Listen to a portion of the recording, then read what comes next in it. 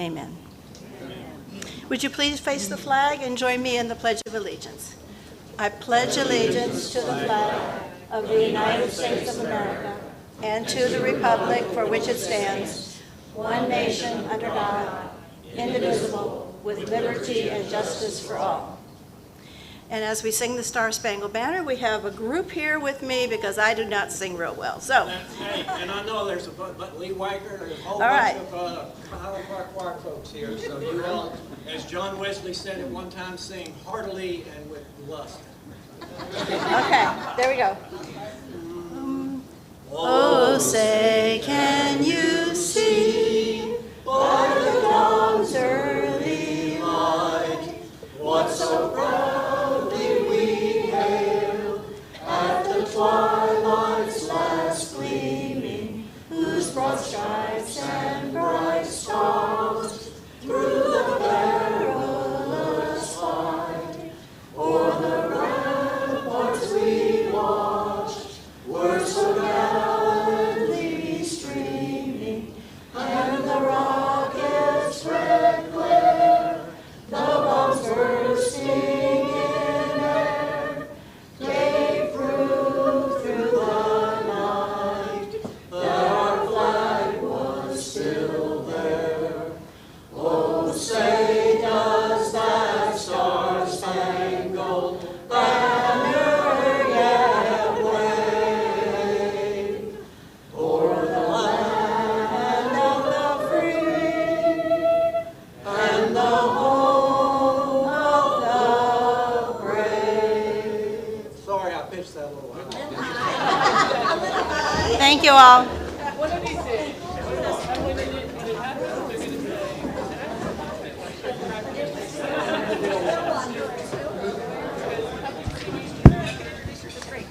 You can do it. Thank you. Unless you want me to. Okay. Welcome. We're so glad that each of y'all are here today. We're now going to have introduction of guests. If you've brought a guest, please stand, and please have your guest stand so that we can get your guest introduced. Welcome. And Matthew and Devin, if y'all will stand.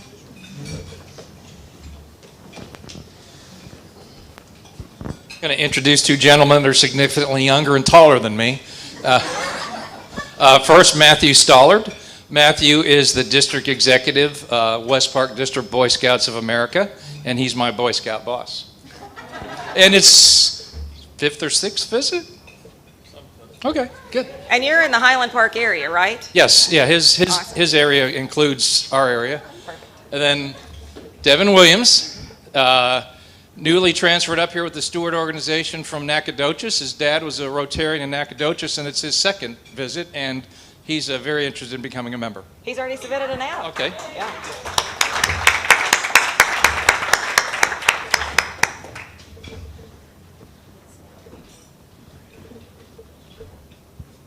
Hi, everyone. I'd like you to meet Cindy Lambert. She just found us, I believe, on the internet, and she's been emailing back and forth between Happy and others, and she just wanted to come and say hi, so I'm going to have her say a few words about herself, and here's Cindy. Fabulous.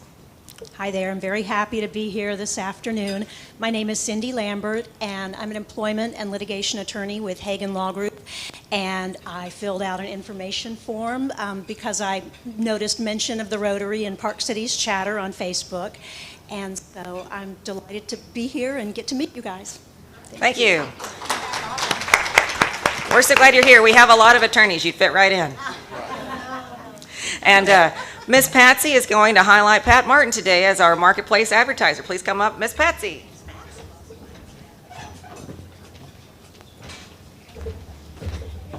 Now, Pat said she wasn't sure she'd be here today. Is Pat Martin here today? You did make it. All right.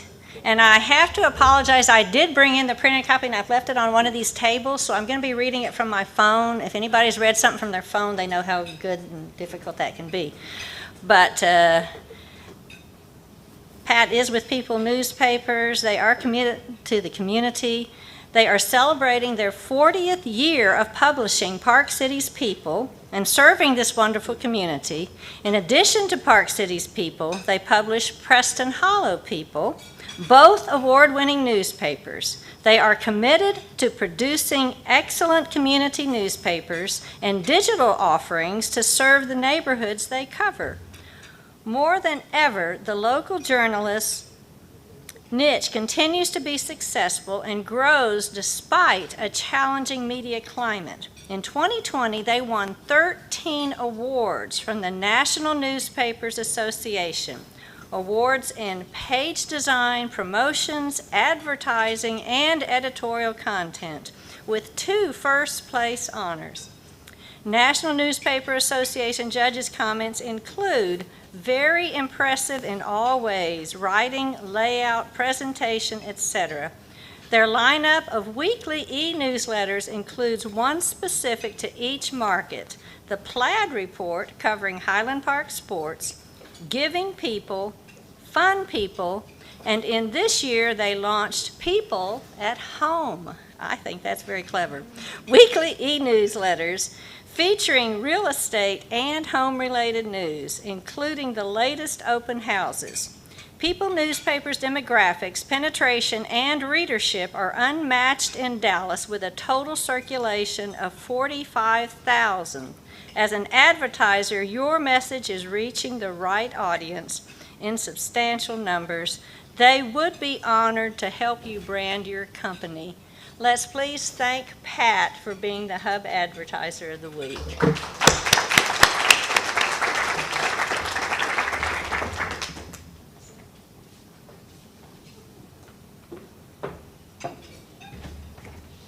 Thank you, Pat.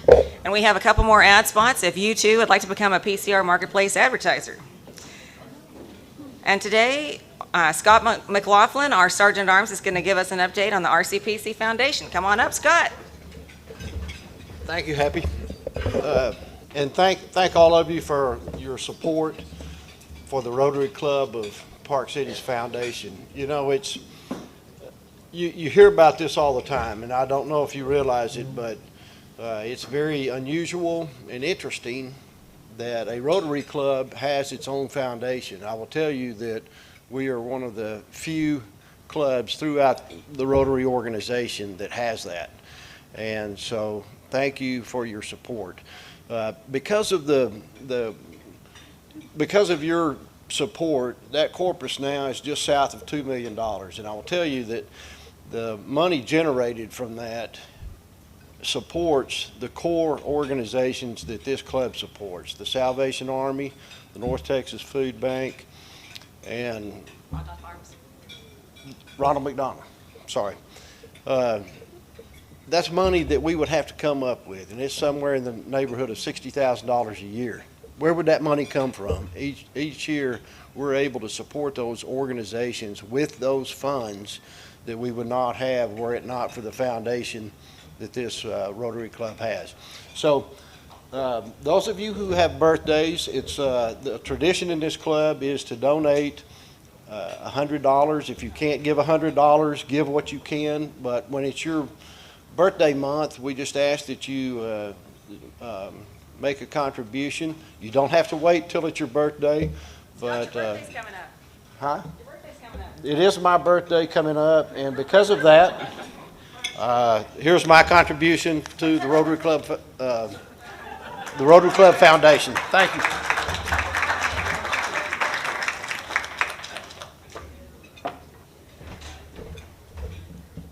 Scott's great. He's the charter president of his Rotary Club in Wichita Falls. We're really lucky to have him. He was there for 40 years. The club celebrated their 40th. First of all, it was Lubbock. Thank you, Lubbock. So way to go, Scott. And now we're going to have Happy Bucks. And so Happy Bucks supports our luncheon that we have each month that honors teachers and public service people, exemplary public service people in the Highland Park area. So Highland Park and University Park are represented, and we're soon going to be this month we're going to represent and recognize 2 teachers. So your Happy Bucks takes care of their lunches each month, and so we'd love for you to share your good news with us, something that you're really excited about that's going on that you're happy about. Well, I'm happy we have Happy as our president. Do you all agree? There you go. Thank you, Barb. She's about to leave on a fabulous trip. Tuesday.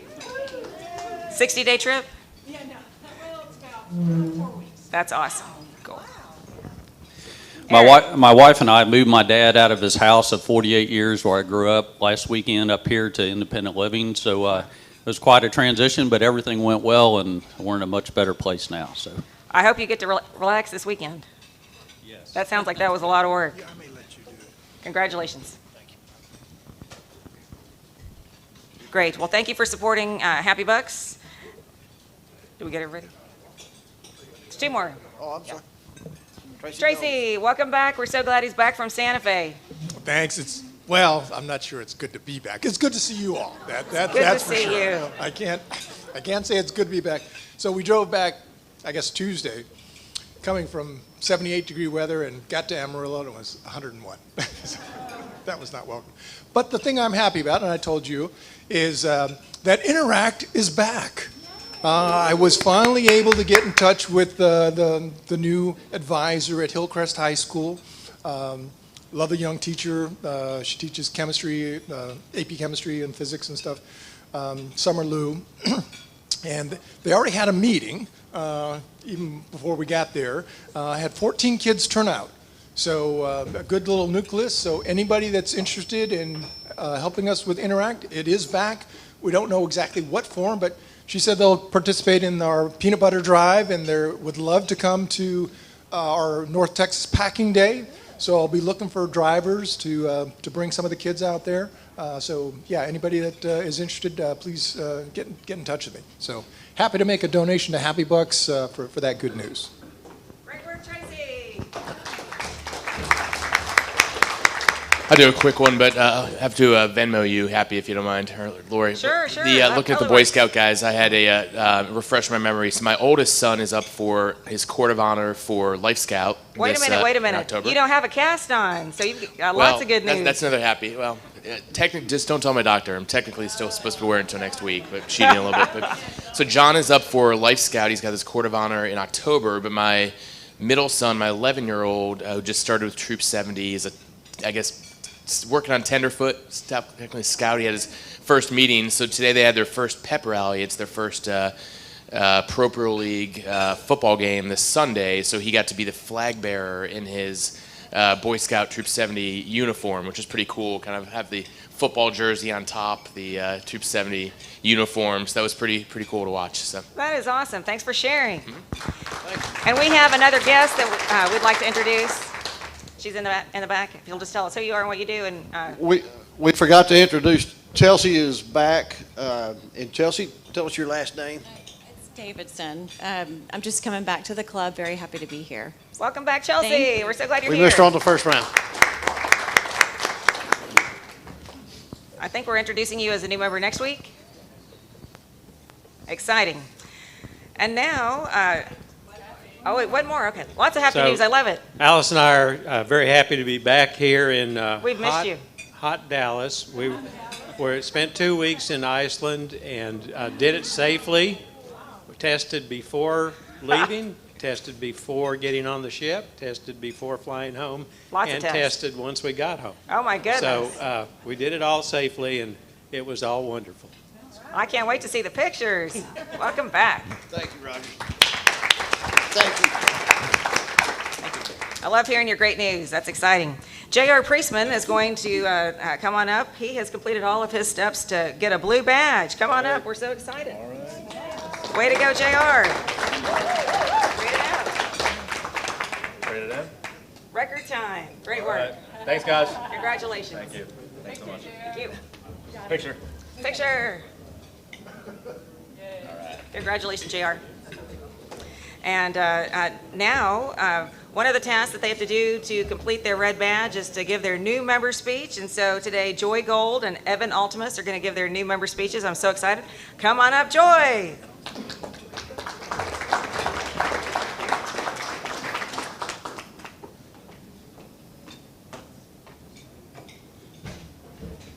Hi, everyone. My name is Joy, and I am standing before you to do my new member speech. So, when Happy said you have to go up there and talk 3 minutes about yourself, I thought, wow. Not that I was nervous about the 3 minutes, but I thought this is not long enough to catch you guys up on my whole life since I'm just meeting everybody. So if I go too long, Happy, just start playing the music, and I know that it's time to wrap up and get off the stage. But to start from the beginning, I'm from a little small town and born to Laverne and Barry Gold, and my mother always told me there were two things that my small town was known for. So I'm going to try one and see if you can guess, but I know the other is a dead giveaway. So if I say James Brown, does that kind of maybe you recollect or you kind of guess? Okay, if I say a little small golf tournament that you may have heard of before, called the Masters Tournament. Yeah. So that is where I was from, born and raised in Augusta, and I remember always being able to reach my mom except for Fridays at noon. We always knew, don't call Mom Friday from 12 to 1 every Friday because she was busy. Why? Because she was a member of the local Rotary in Augusta, Georgia. So that's how I came to know and be familiar with the Rotary organization. And I knew at some point in my life, I wasn't sure when, that I was going to join Rotary. So fast forward, graduating or getting ready to graduate from high school, and I told my parents, I said, when I leave and I go off to college, I'm leaving and I'm not coming back. I said, I don't know where I'm going and I don't know what the world has out there for me, but I want to see what the world has. And so luckily I've been able to do that. And I've worked as a consultant, an IT consultant, so I've had the pleasure of being able to travel around the great United States, living in about 8 different states, and landed here in Dallas. Dallas was supposed to be a little flyover state, but I'll leave that story for another time so that you can find out how I ended up here. But I'm happy to be here and get to know everyone, and I think that's going to be it for now. Thank you.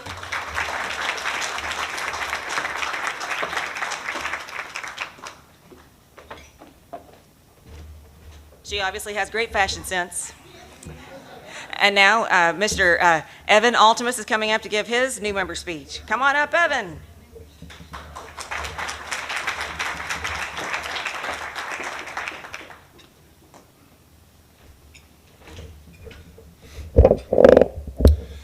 Okay, so for my new member speech, hang with me for a little while because it's going to combine Mike Tyson, Alice in Wonderland, and the best rock band ever.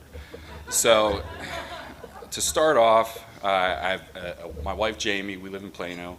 I have 2 daughters, and God must have a sense of humor because a guy who was in the Navy, likes smoking cigars, playing poker, drinking whiskey, playing sports, has 2 daughters, one of which is 3 years old, Harper, and then the other, Kinsley, she was just born. So my princess game and tea party game isn't up to where it needs to be yet, but you know, I'm working on it. So I have a similar story to Joy, actually. So I also grew up in a small town in Pennsylvania called Brush Valley, Pennsylvania, and as you can imagine, it's a lot of country. So no red lights. I think there's a few stop signs that they added since I left, but you know, growing up, I used to think I want to get away from here. You know, this area, it's just all country and it's, you know, a little rough. So I got my first job out of the Navy at Ernst & Young in Victory Park, and I would go there, and then I'd training up in New York City. And I thought, you know, I made it. I got out of here. I got out of the country. And so I talked to the other orientation people there, and they're from New York and India, LA, like major cities, and grew up there. And they're like, so do people in Dallas take horses to work? Like, do you guys all work on the farm? And I was like, yeah, that set me down a few notches, set me back into place. So it's just funny, you know, your perspective on things. And then the second story I have about that, actually, so I work in commercial real estate now, represent buyers and sellers. I had this property in Longview. I met with this investor who, you know, took me to a really nice restaurant, really, you know, had designer clothes, ready to buy it, he said. Turns out he didn't have any money to buy it, and I was shocked. So then I met these other buyers out there, they're from LA. And so I'm like, okay, these guys are gonna be, you know, slick or beach guys, whatever. The roughest guys I've probably seen to meet with buying a property, like rough guys. And so I was like, so you guys from LA? What, where are you from? Like, I was just like, what is this? And he's like, yeah, you know, I started an electrical company. I'm an East Texas boy. I started an electrical company in LA, just slept in my boss's garage, and then started my own company. And I have $20 million sitting around I need to do something with. And, the son is like, I need to get on this car for the Zoom call. I have these attorneys in Dallas I have to deal with, buying some other deal. And I'm like, what is this? So it's definitely never judge a book by its cover. I've fully realized that. They're great and not so great people from the smallest of towns, biggest of cities. Then I was in the Navy for 6 years. Throughout my career, to quote the great boxer Mike Tyson, everyone has a plan until they get punched in the face. So throughout my career, limited career so far, in the Navy and real estate, I've dealt with 9/11, now COVID, oil spills off the coast of Louisiana, Iraq, and Afghanistan, obviously. So you just have to roll with it. And that's what I like about Rotary. No matter what happens, it seems like we step up and help when others don't. So like with Afghanistan, I think people could say it wasn't handled well, but you have private citizens of all different political views, I think, that have stepped up to try to get people out of there. And it's really, I'm really amazed by it, because it's something where no one had a political fight with each other. You have some like very far left journalists who are helping and very far right people helping, but that's what the power that we can do together without having to rely on others. We are the ones that can make the difference. So I was in the Navy for 6 years, did intelligence operations, we worked off the coast of Iraq, Somalia, pirates, and various things, but we did something called psychological operations, and I was like, this is stupid, trying to influence other countries. And then now I look back and I realize, if 20 years ago someone would have told you 9/11 would have happened, and also one of the most heated elections with someone with orange skin and wacky hair, and a guy who can't even put coherent sentences together would have the most emotional election and get everyone to fight with each other, you'd be like, what is this? This is crazy. So I guess my view is, after seeing what really goes on behind the scenes, sometimes take a step back and don't let it pull us apart, that we really are the people that get stuff done. It's not the ultra high net worth individuals who donate to the politicians, the bureaucrats, and the very senior officers. It's us that will make a difference. And so that's why I really wanted to join Rotary. I feel like I never thought I would do it, but I want to step up and try to make a difference in the limited amount that I can. And so, as part of Alice in Wonderland, you never know how deep it goes. Just all the stuff that you don't see behind the scenes. And I guess to close, because I've been going on way too long, to quote the best rock band in the world, Journey, don't stop believing. So, thank you.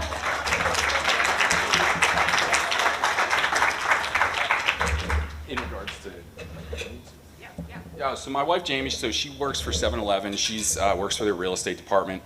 My daughter Harper's 3, and my other daughter Kinsley's 6 months old, or 1 month old.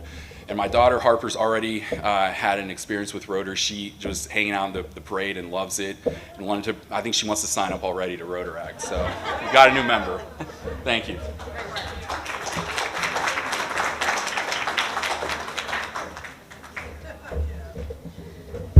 Evan's already stepped right in. He is our Veterans Military Chair. I really appreciate him very much. We have a great Veterans Military team, and I thank you today for bringing all the candy that you brought. We're going to send that off to the 30 Marines that were injured in the IED attack on September 26th in Afghanistan. So please be sure to sign the cards that are at the table over there, and then we'll get the candy and the cards off in the mail today.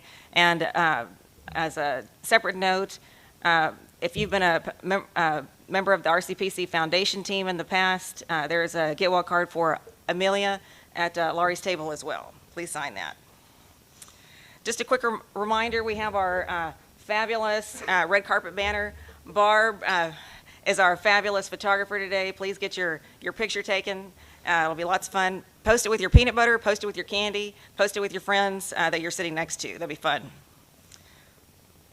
And ELAINE Allen, if you were part of her peanut butter gang last week, she would like to have a picture with all of us this week after the meeting.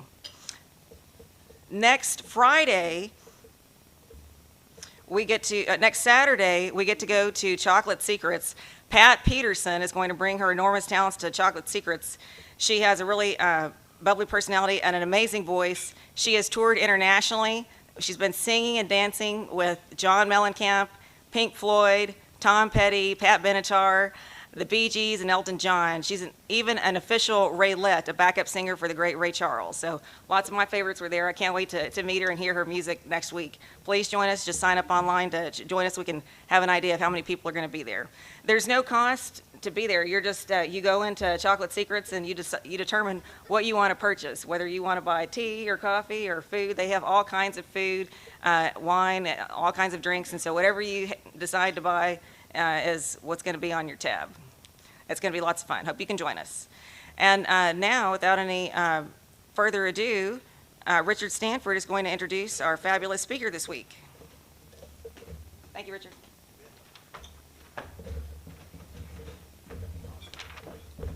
And I'm going to read this because it is amazing. Before becoming a third-degree black belt in Taekwondo, our speaker was a 7-time #1 salesperson nationally and an international sales leader out of a sales force of 5,000, which inspired his book, Sell When You See the Whites of Their Eyes. He has also interviewed over 500 CEOs about relentless leadership on his Playmakers talk show. As a result, he became a thought leader, a relentless expert, in addition to giving back by working with kids in the AVID program, Advancement via Individual Determination, in order to develop their relentless and leadership skills. In addition, he helps animal rescue organizations such as StrayDog.org. He's survived being fired from his first job after college, 6 broken bones, a plane crash, a negative net worth of $250,000, and he survived over 30,000 sales presentations. Sit back, relax, and pay attention, because being relentless, profiting from adversity, will change our lives. Please welcome Steve Klein.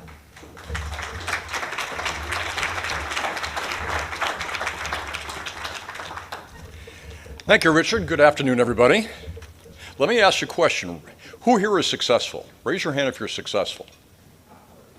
Well, that's about a half the group. Okay, now I'd like you to do one more thing for me, because you've been sitting for a while. Everybody stand up.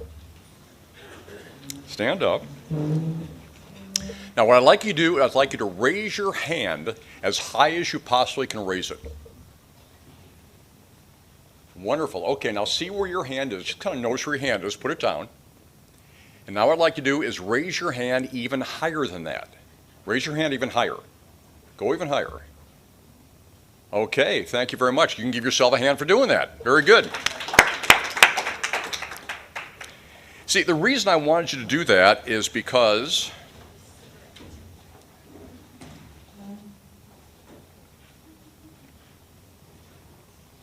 oh, I got the wrong way.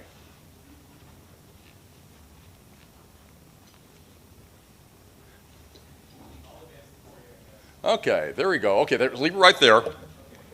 You can always do more than you think you can. The next slide. Carver said, when we do a common thing in an uncommon way, we command the attention of the world, and that's what we want to do. So if you flip that again, Mark. Okay, the problem is most people procrastinate. On the plains of hesitation, bleach the bones of countless millions who, upon the very brink of success, sat down to wait. And while waiting, they withered and died. When we dissect the greatest achievements in history, there's always one common element, and that's being relentless.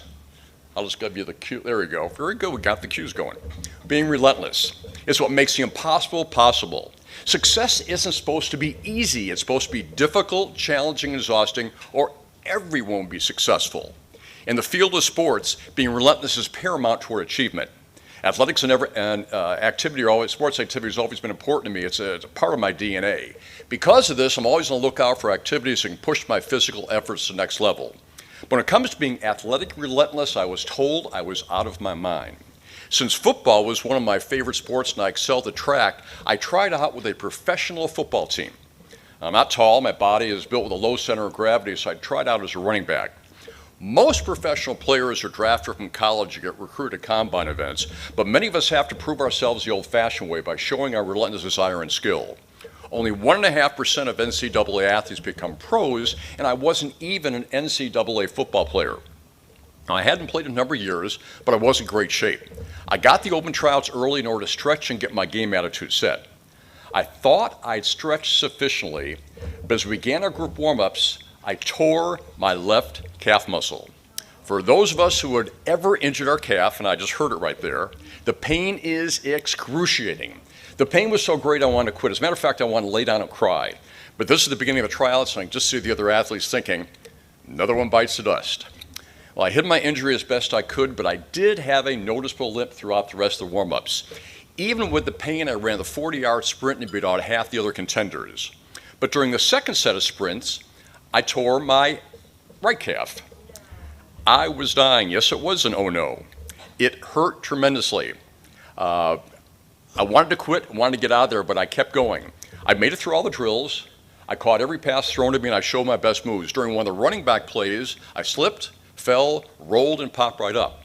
The net result, only 5 of the group made the team. I wasn't one of them. Even though I didn't make the team, I did complete the trials a little worse for wear. But as Paul Harvey used to say, and now the rest of the story, I didn't try out for the team years ago. I tried out 2 years ago. Now, I'm no spring chicken. Most of the players are less than half my age, but how many athletes would go through this and put themselves through something that was going to almost kill them? Being relentless is doing the things we need to do to become successful to get to where we want to go.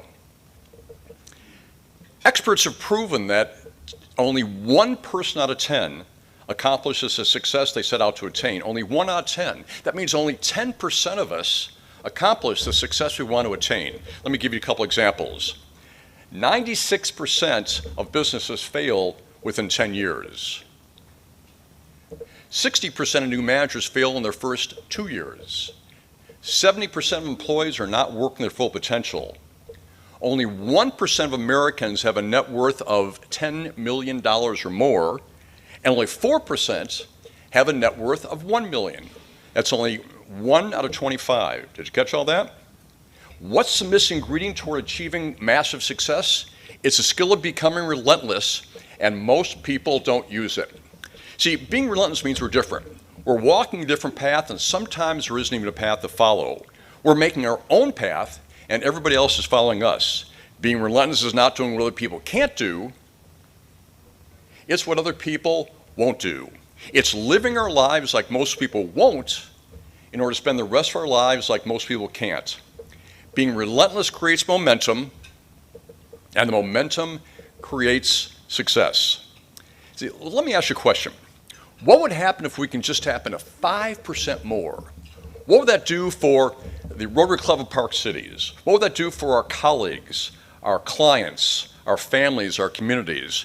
Matter of fact, studies have shown just a 5% increase in relentless performance can yield as much as a 50% plus bonus in revenue and profits. My pursuit for this relentless 5% led me to develop a talk show to understand the minds of highly successful individuals. The show is based on my experience as a salesperson, business owner, and leader, and I've had the opportunity to interview over 500 extraordinary people at the top of their field. I've interviewed CEOs, multimillionaires, and celebrity entrepreneurs. Here's what I've learned. No matter the gender, industry, age, there's some common patterns, common mindsets, common approaches of relentless individuals. What I'd like to do today is share these 5 big ideas with you. 5 big ideas for today. 5 relentless mindsets. Here's the good news. All 5 mindsets are simple and easy to develop. Let's have an open mind and see how we can incorporate these core principles into our business and personal lives. Let's have some fun today and see how we can become relentless inside the world of, inside the world of the Rotary Club of Park Cities. Are we ready to become relentless? One more. Are we ready to become relentless? All right, let's dive in. The first core mindset of relentless individuals is to lock our sights. Lock our sights. No matter how difficult an obstacle may seem, if we lock our sights to the way to succeed, every barrier can be penetrated.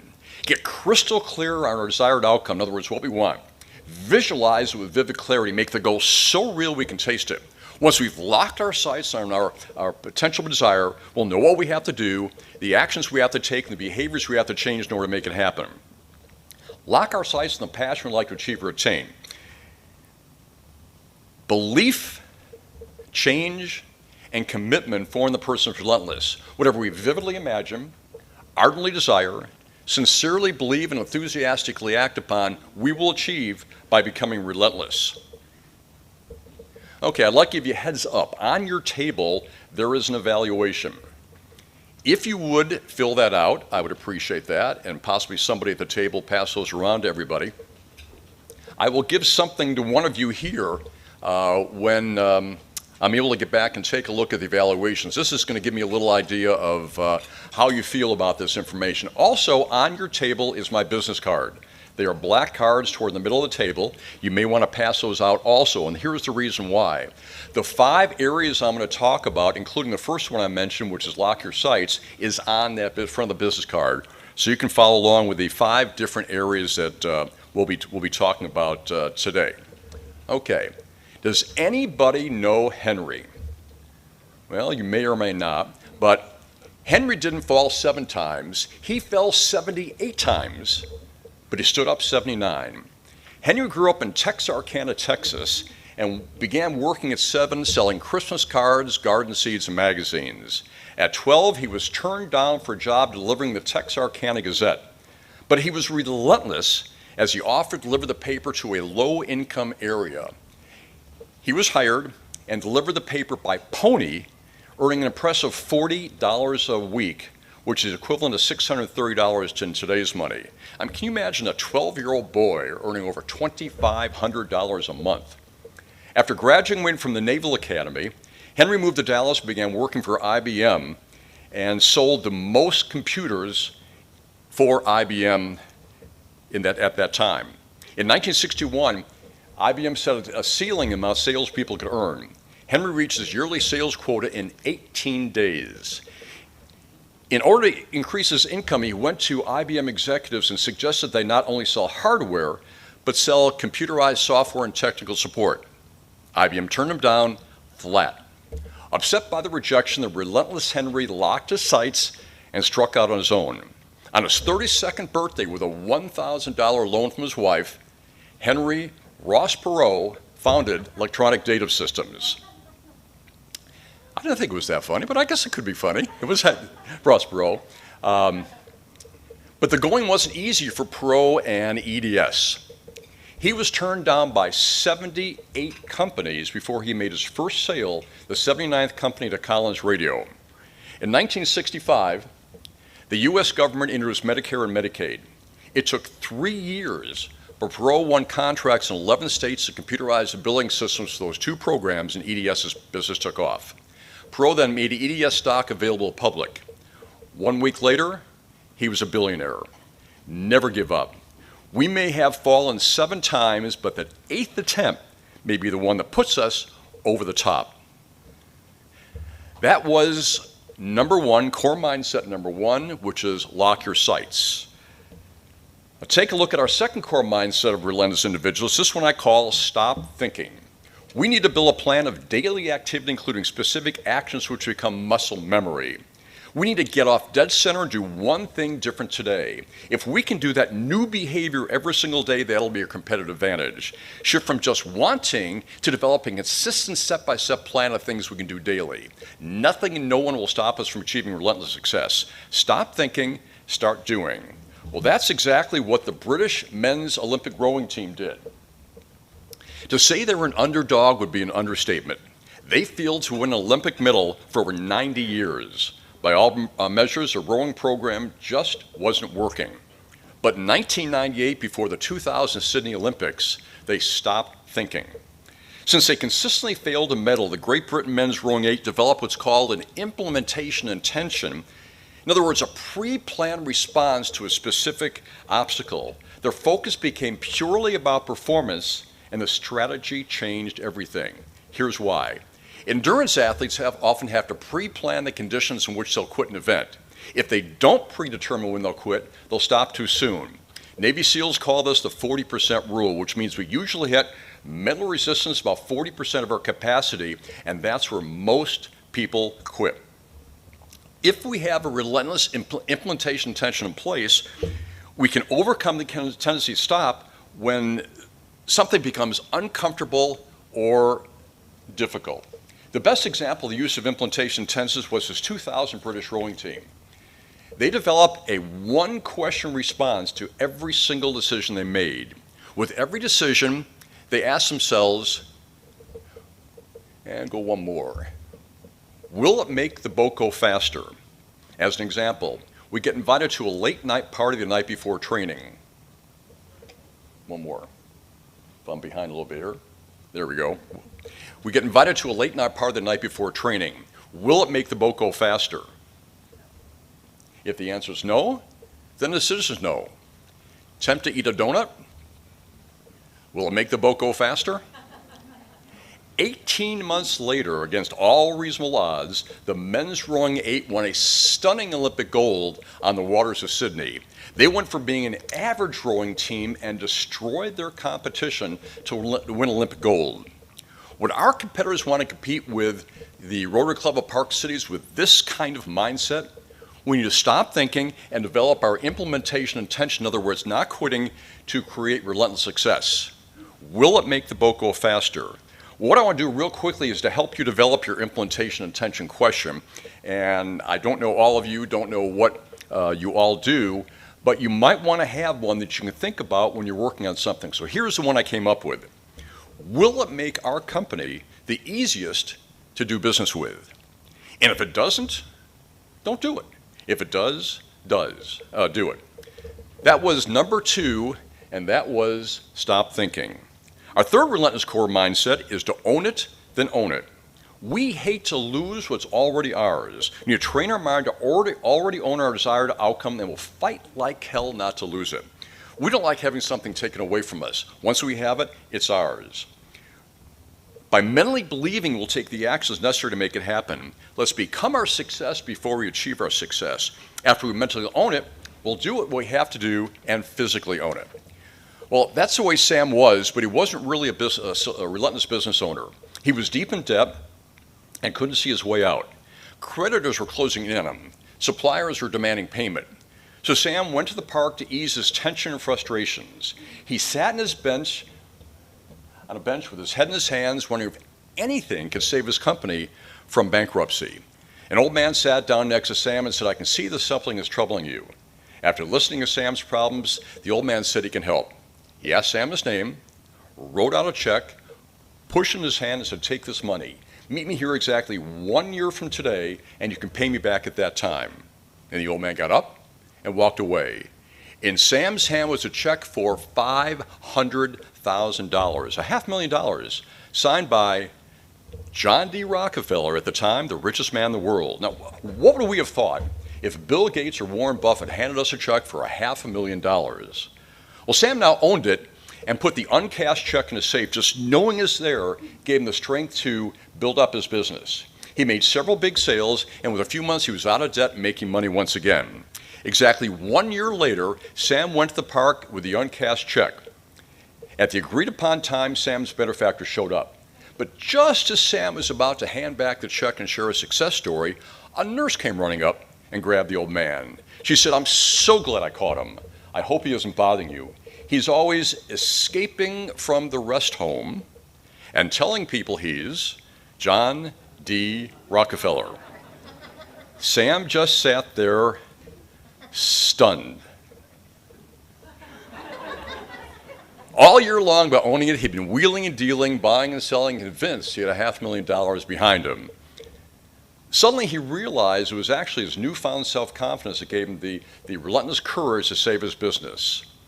What problem do we need to own? Well, here's a suggestion for you. One of the things you might want to do is write yourself a check. One more. Okay, there you go. Write yourself a check with the amount of money that you want to make next year. Now, if you think that's strange, there was an actor that lived in Canada who was out of work and wrote himself a check for $10 million for acting services rendered. Exactly 7 years later, he received a check for exactly $10 million. The name of the movie? Dumb and Dumber. The actor? Jim Carrey.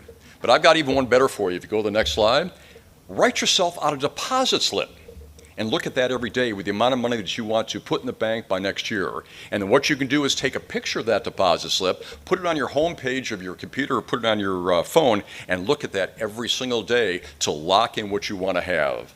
Well, that's our third mindset, which is own it, then own it. Our fourth mindset is to eat nails for breakfast.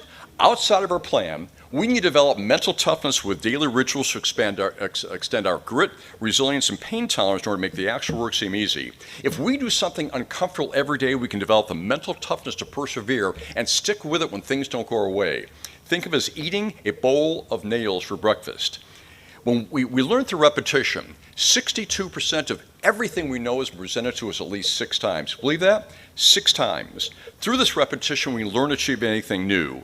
Let's be relentless and continue with our consistency. Well, picture this. A farmer's old mule falls into his well.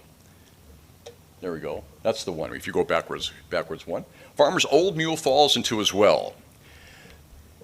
The farmer decides that neither the mule nor the well is worth the trouble of saving, so he asks his neighbors to help bury the old mule and put him out of his misery. As the dirt hits the mule, he becomes hysterical. But as the farmers and his neighbors shovel the dirt that hits the mule, it suddenly dawns on the old mule that every time dirt hits him, he'll shake it off and step up. And he does this blow after blow, shakes it off and steps up. No matter how painful the blow, the old mule eats nails for breakfast and shakes it off and steps up. When all the dirt had been piled in the well, the battered and exhausted old mule stepped triumphantly out of the well. What seemed like it would bury him actually helped him because the way that he handled his adversity. Face our problems today and respond to them positively. Eat nails for breakfast, and like the old mule, whatever problems you have, shake it off and step up. That's number 4, which is eat nails for breakfast. Our fifth and final relentless core mindset is to bounce back.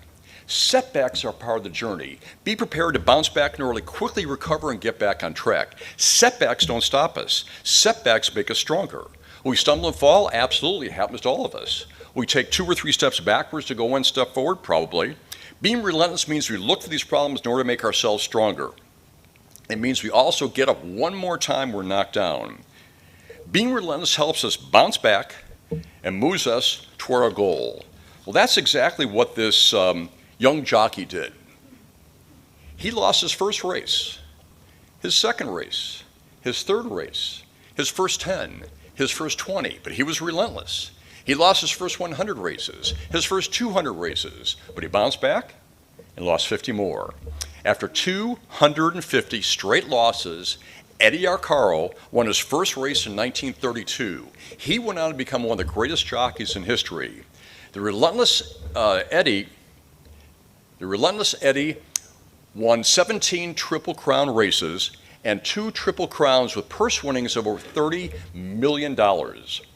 Eddie rode in over 24,000 races, but he lost over 19,000 times. One of the greatest jockeys in history lost 4 out of 5 of his races, and he's considered great because he continually bounced back.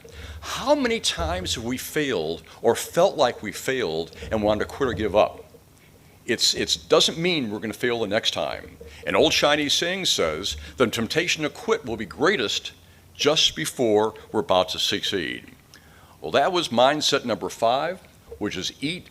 Let me ask this question first. What would you do if you knew you couldn't fail? Think about that for the rest of the day. If you knew you can fail, what would you do that you're not doing right now? And that is mindset number 5, which is to lock our sights.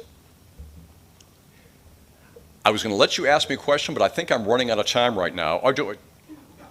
About 5 minutes time. I am running out of time. I'm going to have 5 more minutes for one more story. So if you want to ask me any questions, I'll stick around for a few minutes and I'll answer the questions for you. And one more time, if you want to put pen to paper and fill out that evaluation, as you saw in there on the very bottom, I'll give somebody something that they pick for filling out the evaluation for me. What I do want to do is I want to thank specifically 2 people, both Mark and Richard, for helping put this all together.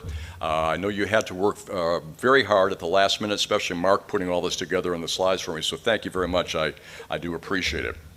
I'd like to bring this home with one final story that pulls together all 5 of his relentless core principles. So stop right there, okay. Raise your hand if you've ever run a marathon. Oh, we have some marathon runners here. Congratulations, okay. For those who haven't, raise your hand if you've ever run around the block. Okay. Congratulations on that too. Now imagine running around the block on one leg. Or imagine running a marathon only one leg. Well, this marathoner crashed in the back of a pickup truck. He came out with only a sore right knee, but 3 months later, the pain had gotten worse, and he finally went to the hospital where he was diagnosed with osteosarcoma, a form of bone cancer. He was told his leg needed to be amputated 6 inches above the knee, with only a 50% chance of survival. With the help of an artificial leg, he was walking 3 weeks after the amputation. He also ate nails for breakfast by enduring 16 months of chemotherapy and also watched fellow cancer patients die from the osteosarcoma. He was given an article about the first amputee to complete the New York City Marathon. This story inspired him to begin an 18-month training program where he ran over 3,000 miles on one leg in a prosthesis. He then decided that he wanted to run the length of the entire country to raise money for cancer awareness. Now, the cancer was painful because the additional pressure had to place on both his good leg and his stump, which led to bone bruises, blisters, and excruciating pain. But he found that after about 20 minutes of each run, he crossed a pain threshold, and the run became easier.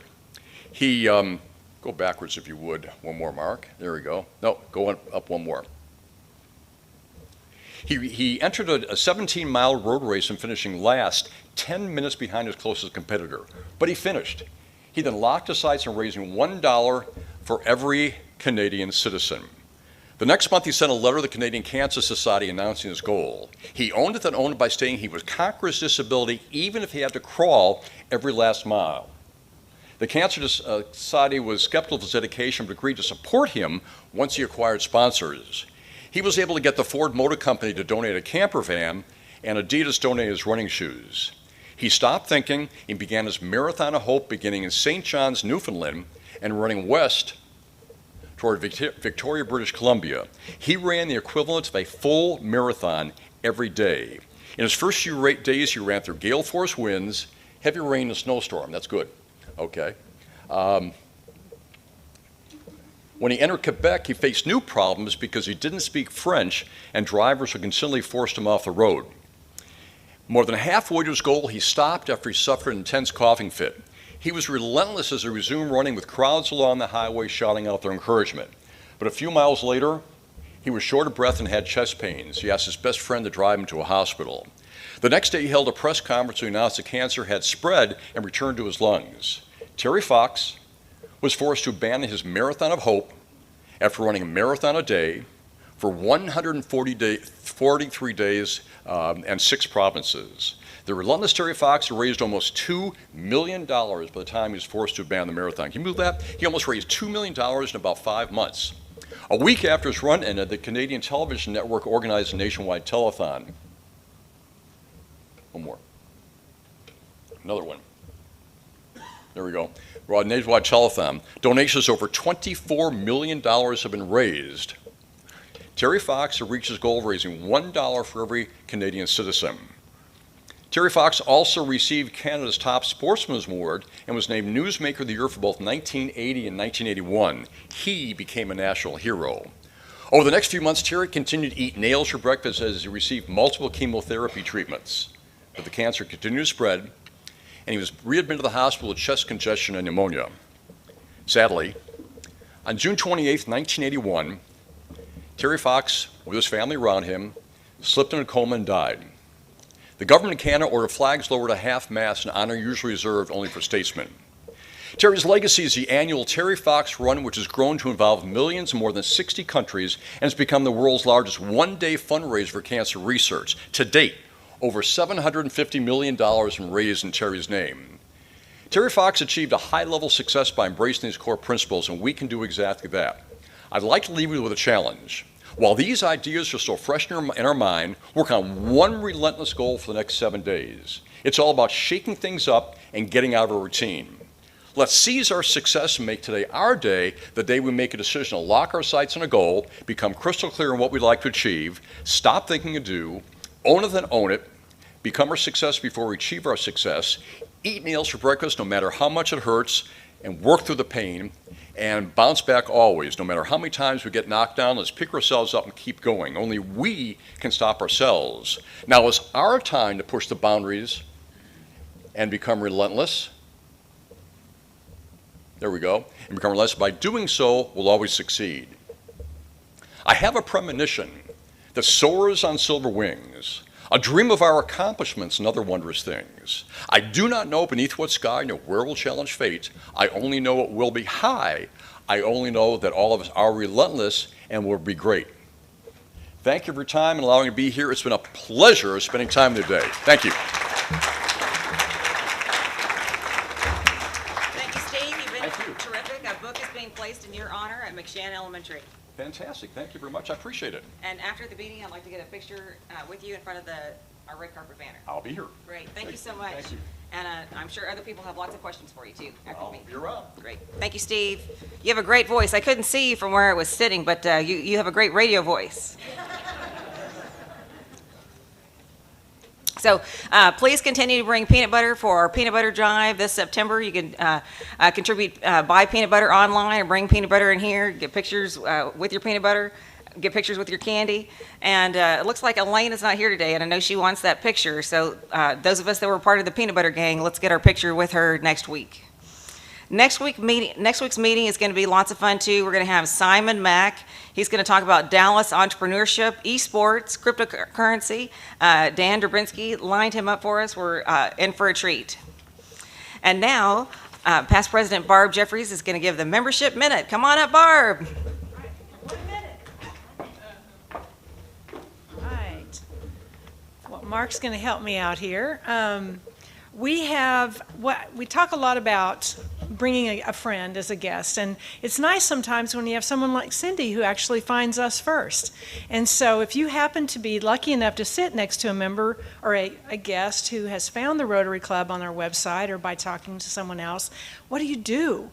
Well, we have a couple of things. We've got over at Lori's table, you can pick up one of the brochures, make sure they get one of those after you've graciously introduced yourselves. We also have our fact sheet, which has a lot of information about the club and some great fun pictures on the back. So now you've exchanged phone numbers, you've got her name, you've got her email address. Encourage them to go to our, look at our website to get more information. And now it's up to you. So Pam, you're sitting next to Cindy. If she is interested in joining, when you go to the website, we have the drop-down box on the top. It says New Member Proposal Form. And you, as the Rotarian, completes this form. So you've visited with them on the phone, you've exchanged information, you know things about their business name, their address. And so now you've completed the form. Thank you very much. That form goes to... I know it goes to Happy and it goes to Paul, I believe. No, Daniel. Valerie. Oh, Valerie. It goes to Valerie now. Yeah, she's the membership chair. So if you're not sure, we also have different membership categories, and that information is right there on the website as well. So you've got all the information you need. You filled that out. Valerie then takes the information and contacts them and interviews them. I think Paul does the interview. There you go. No? Who does the... Paul used to do the interview. Daniel and Eric now contact him and do the interview. Boy, I apparently need a little help. So, gotten rusty. I need a vacation. Anyway, so that starts the ball rolling down the hill, and pretty soon they're a Rotarian. So there you go. Thank you. I'm glad you came today, Cindy. You were my example. Thank you. Thank you, Barb.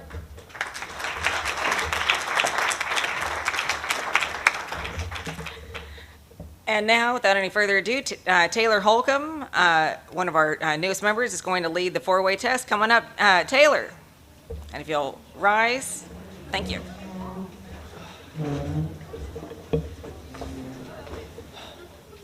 All right, please join me in the four-way test of the things we think, say, or do. First, is it the truth? Second, is it fair to all concerned? Third, will it build goodwill and better friendships? Fourth, will it be beneficial to all concerned? Sweet. Thank you. Have a great weekend.